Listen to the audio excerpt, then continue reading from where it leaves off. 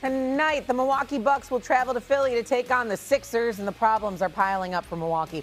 They will now be without Giannis Antetokounmpo, who played some of the first half against Denver on Friday, but then went out with a calf strain. Doc Rivers said there is no timetable for his return. However, Giannis said he's expected to miss 4 to 6 weeks. The Bucks also have 5 of their past 6 games took an L. They're 3-11 without the Greek Freak so far this season. So it's just a lot of bad for Milwaukee. But we go back to the fact that the possibility of maybe them trading Giannis Antetokounmpo. Now we have this injury, Wendy. How does this injury impact Giannis and potentially? Hold on, before they speak. I miss my boys. Yeah.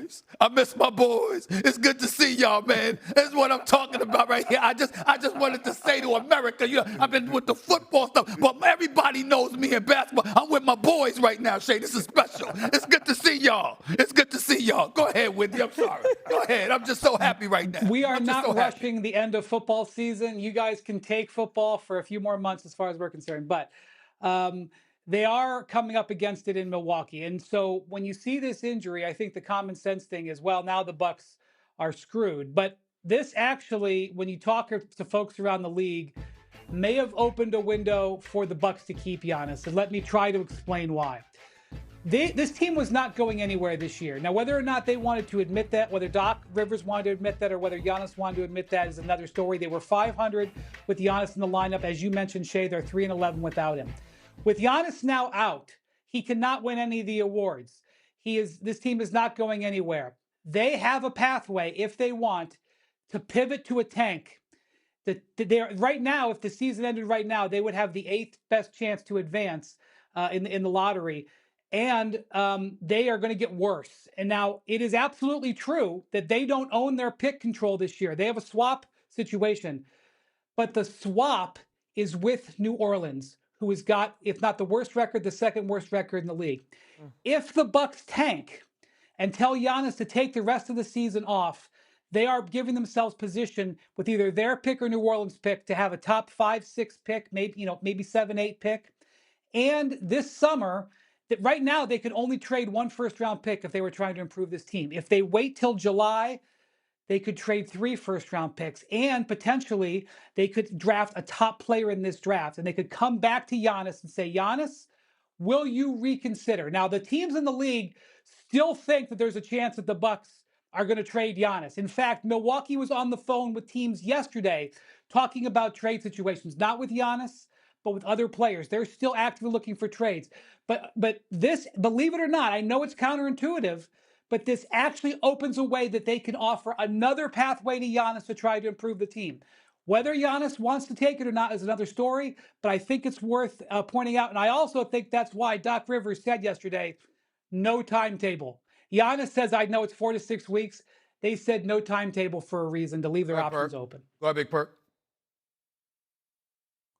Whitney, respectfully, I don't want to hear about pathways or highways. It's time to exit.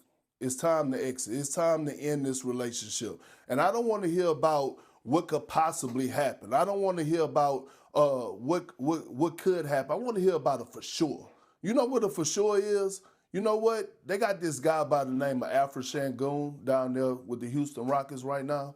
And when you look at the Rockets, they kind of in the thick of things, but they're not really showing that they could get past the OKC or San Antonio or Denver Nuggets.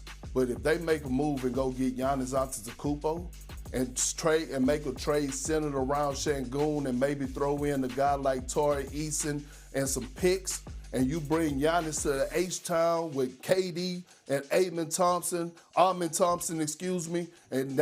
you talk about moving a needle, because the Rockets went all in my opinion, as far as gambling and taking a bet when they traded for KD, and then they re-signed him, saying basically over the next 2 years we want to try to win the championship. Well, getting Giannis Antetokounmpo moves the needle more than Alfred Şengün, and you know I'm a huge Şengün fan.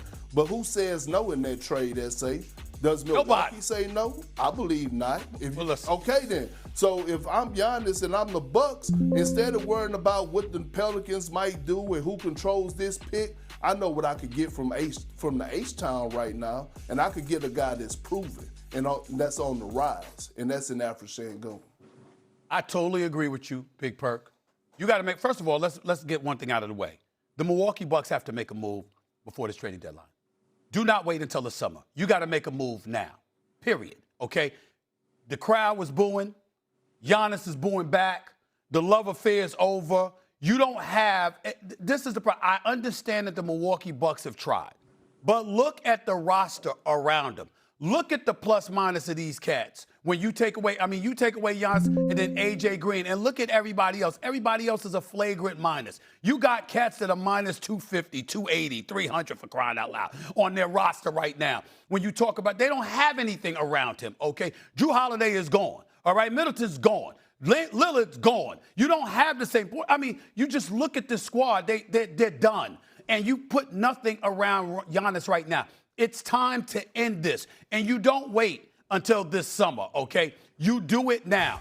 The Houston Rockets, you brought up that. You absolutely have to consider that. He ain't going to the Knicks unless he says, I don't want to go anywhere but to the Knicks, and then the Knicks somehow, some way work out some multi-team deal in order to get him. But the point is there are assets out there, whether it's from one source or multiple sources collaborating to make a deal like this happen. There are assets that you got to get. You're the Milwaukee Bucks. You can't lose him for nothing. I know he's got a year before, 2 years from now, he's got a player option. But the fact is he clearly doesn't want to be there, and you're not going anywhere with him. And the allure from the crowd in Milwaukee has dissipated dramatically, okay? We all know that. So because of that, this is a perfect opportunity to veer. Doc Rivers ain't going to be there. It ain't about him getting fired. Remember, when he first took the job, he sat up there and talked about 2-3 years max, and he was up out of here. He ain't trying to stick around for this. He's going to get his coaching pension and all. He's been around forever. All right, so he'll be all right. Find somebody, the right successor for the job. He'll move the hell on. He knows what time it is. You're the Milwaukee Bucks. It's about maximizing Giannis's potential in terms of the assets that he can get for you in return for his services. You have to do that now if you're the Milwaukee Bucks. There is no way around this. You do not wait for this summer. You do not wait until next year. You do it before this NBA trading deadline expires. Okay, I want to come back to you, Wendy, really quick. By the way, the Bucks are free falling. We mentioned that. They've lost 5 out of their last 6. They're playing without their second leading scorer, Kevin Porter Jr. He's out with an oblique injury. There's nowhere to go, it feels like, right now for the Bucks. Last week we talked to you, Wendy. Trade deadline, by the way, February 6th at 3 p.m. We're about a week away from that. It felt like the noise was getting louder and louder with Giannis, but now do you think that they could wait until the summer, or do you think that there might be a move before the deadline?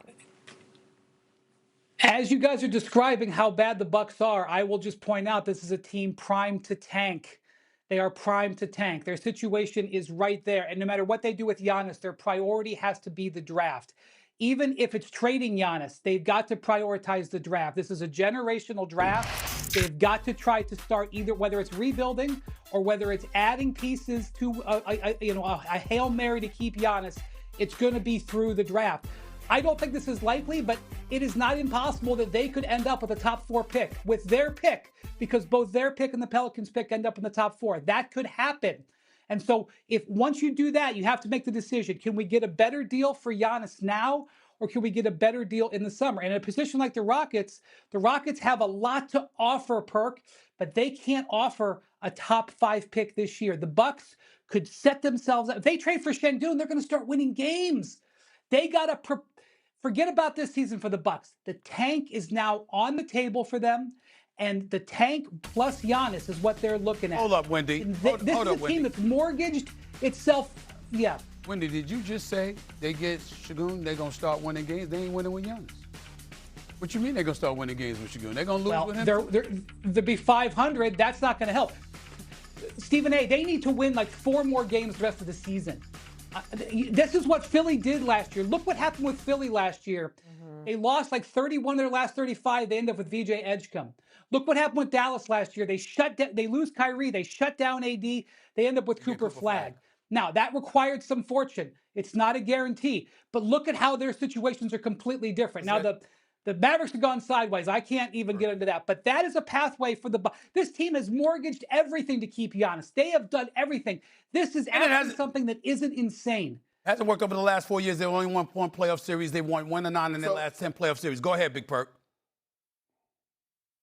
So Wendy, I think what I'm reading correctly, it says that Giannis injured his calf on Friday. It don't look like, to me, it says that he tore his Achilles and he's out for the season with season-ending surgery. So that means Giannis Antetokounmpo wants to come back. Giannis Antetokounmpo wants to play basketball. Why am I highlighting this? Why would he? Because it's time for Giannis. But I'm saying, Giannis, it's time. You said last week that the Bucks are basically calling Giannis's bluff. Well, Giannis need to go ahead and stand on this and tell him that he wants out right now. We're talking about Giannis Antetokounmpo, a generational talent. And this is my message to Giannis. Hey, bro, no one is going to be mad at you. You have done everything for the city of Milwaukee. Everything. Championships, when it comes down to the economy, new arena, all this, new restaurants, everything. No one is going to be mad at you. No one is going to give you the side eye if you demand a trade. The time is now. It's so, especially right now, it's so wide open around the league in the Eastern Conference. And I mentioned the Rockets earlier. Giannis Antetokounmpo moves the needle. And if he's trying to win at a high level, like we all know that he's capable of doing, damn it, go into that front office and tell them what you want to do. And that's to get up out of there. Far be it for me to be the bearer of bad news or news that would cause a little trepidation, but it's necessary in this particular instance. There's another reason that the Milwaukee Bucks might want to move Giannis sooner than later. See, that's a calf injury. Second one this year. Second one this year. And the belief Fourth is in 19 months. And fourth in 19 months. The belief is, in most instances, you've got to guard that tremendously so, because that's the kind of thing that could lead to the Achilles. Now, I don't know that. I'm no doctor. I'm not trying to pretend. So many I'm not trying to pretend it. But here's all I'm going to say. KD had it. Halliburton. This past offseason alone. Halliburton in the finals. Tatum in the playoffs. Yep. Okay, Lillard in the playoffs. I mean, listen. You got to watch this kind of stuff. So if you're Milwaukee, it's 4 times in 19 months that this guy has had to nurse his calf. He's over 30 now.